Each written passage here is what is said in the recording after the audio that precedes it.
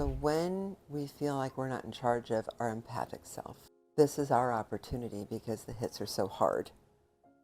So any of you that are sensitive, intuitive, and empathic, hear this. The frequencies are too much. All that's going on around us in the world is too much. You're feeling all of it. And we all need to take control. It's a simple prayer, however it is that you pray.